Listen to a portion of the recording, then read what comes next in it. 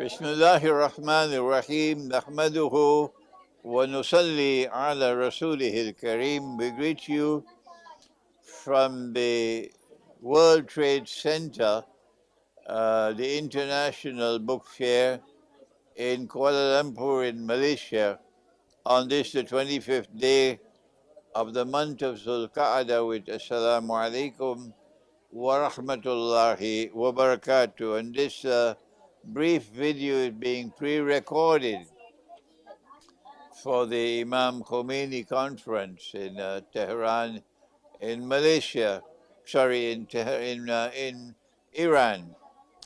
And I am not that familiar with the thought of Imam Khomeini, rahimahullah, to be able to speak on what the organizers have asked of me, but I'm more familiar with the revolution which he presided over, which took place, I believe, in 1979.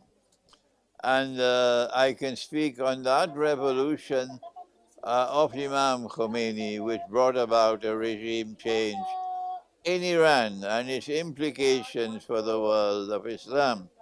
And I hope that this contribution of mine would be of some benefit and of some value for the conference, which is, I believe, an online conference.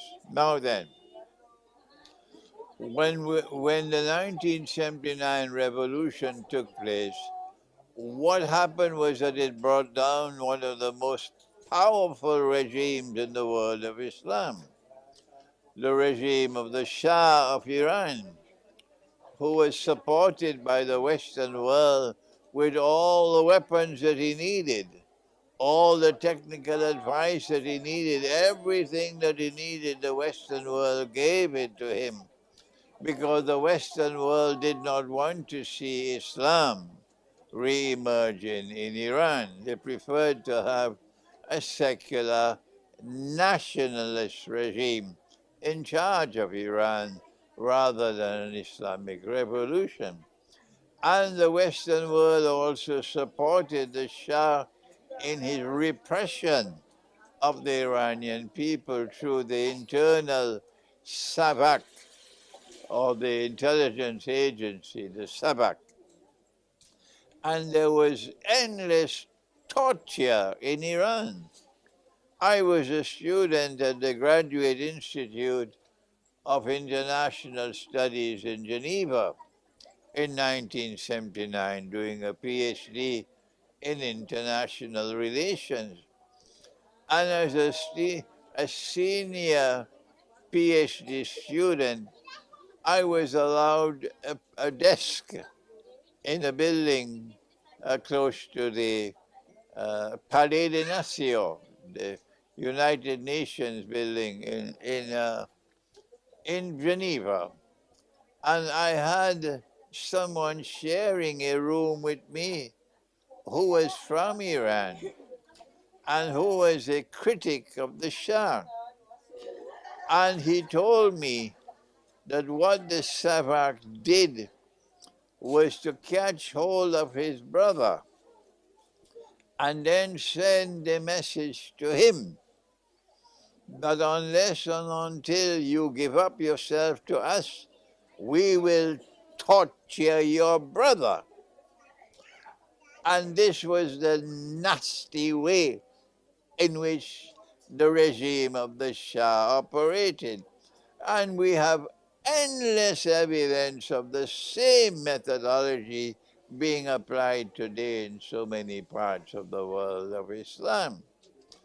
Endless torture of those who oppose the current regimes in the world of Islam. And the Shah was doing this with the support of the Western world. Imam Khomeini was successful in causing the world of Iranian people, regardless of whether they were religious or not, of rising up in a spontaneous regime change, a spontaneous popular uprising which was successful. I don't know how many were killed by the Shah and his regime in order to suppress that revolution. Maybe 1 million or more died. I don't know how many. But the important thing was that Imam Khomeini showed the way how to bring down an oppressive regime with his popular revolution, a popular uprising.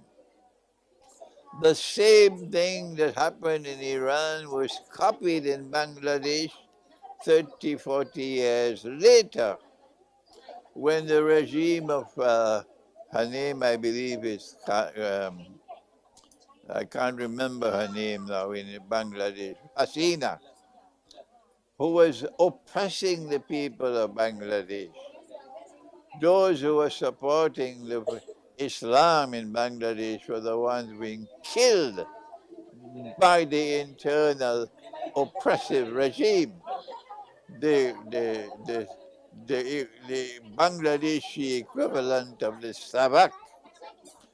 And the people of Bangladesh copied the methodology of Iran and of Imam Khomeini, and they gave their lives.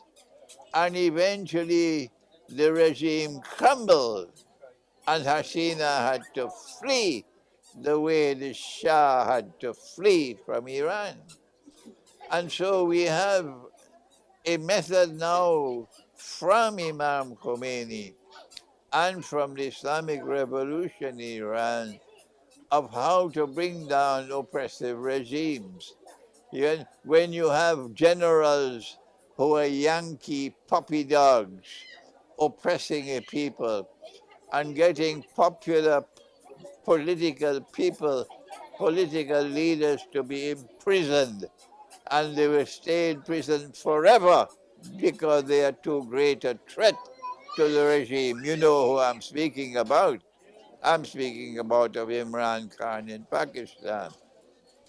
So the lesson for us that Imam Khomeini has left is that if you want to free your country, like for example Pakistan, which has never been free from the day it was born to this day, those who control the Pakistan armed forces, they control the country. And every Pakistani knows that I'm speaking truthfully.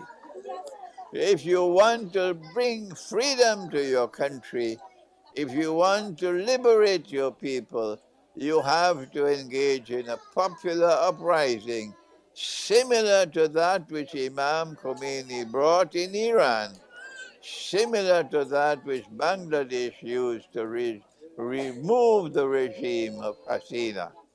This is all that I need to speak on the subject of the legacy of Imam Khomeini. May Allah have mercy on his soul. Thank you. Wassalamu alaikum wa rahmatullahi wa barakatuh.